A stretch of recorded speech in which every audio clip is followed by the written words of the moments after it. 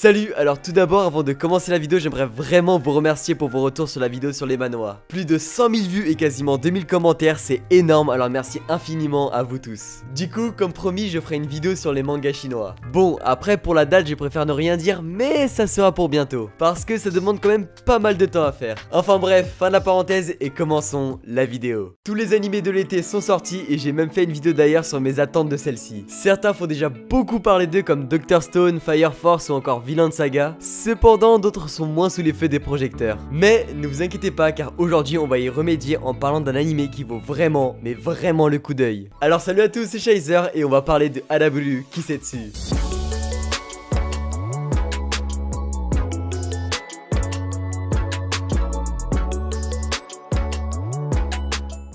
Oui, je sais, j'en ai déjà vite fait parler sur ma vidéo des animés de l'été 2019, mais que brièvement et je n'étais pas sûr du résultat. Alors que là j'ai 3 épisodes sous la main et même le 4ème quand la vidéo sortira. Parce qu'un animé qui a pour sujet principal le sexe, l'abordant de façon mature et qui ne diffuse aucune scène ecchi, c'est une première pour moi. Donc je me devais d'en faire une vidéo entière. Mais j'y reviendrai plus tard après vous avoir fait un rapide synopsis.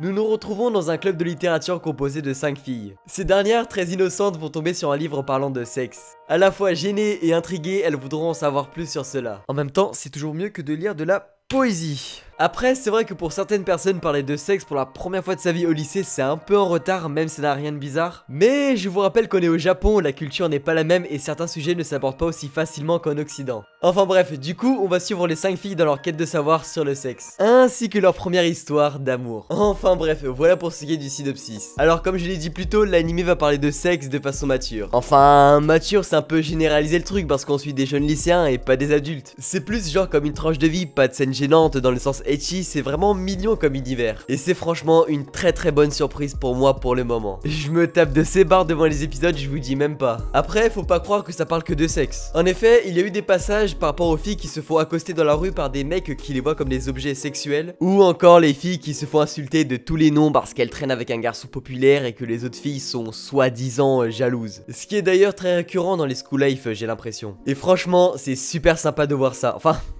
pas pour les filles de l'animé, mais pour nous, spectateurs, parce que ça permet de voir des choses qui sont toujours d'actualité. Et ça permet de savoir et d'en apprendre plus sur ces sujets. D'ailleurs, je suis toujours très surpris de voir ce genre de choses dans les animés, car je sais plus ou moins bien que les japonais sont très fermés sur ces sujets de société et ils les esquivent assez souvent. Alors vraiment, gros point fort pour cet animé de ce côté-là. Et j'ai hâte de voir les futurs sujets qu'ils vont aborder. Sinon, pour l'animation, c'est le studio Leidus qui s'en occupe. Et j'ai été assez surpris que ce soit lui, car je pensais que c'était le même studio que Tsukiya Kirei ou encore Koito Oso. Parce que je trouve qu'ils sont très ressemblants à Hanabudu Kisetsu. Après, de ce que je sais, Leidus ont taffé sur Fireworks, un film d'animation que je vous recommande très fortement d'ailleurs. Mais bon, je vous confirme que l'animation est super clean et passe super bien avec l'ambiance de l'animé. Parce que dans le staff, il y a des habitués de la romance. Comme Okada Mari qui est l'auteur de Hanabudu Kisetsu, mais aussi de Anohana pour ceux qui connaissent. Il y a aussi le groupe de musique Oneiworks qui a taffé sur les sons de Ao Haru Ride. Et le directeur de l'animation, Ando Mashiro, qui n'a pas travaillé sur de la romance pure et dure, du moins de ce que j'ai pu voir dans mes recherches. Mais qui a taffé et tenez-vous prêts sur Cowboy Bebop, FMAB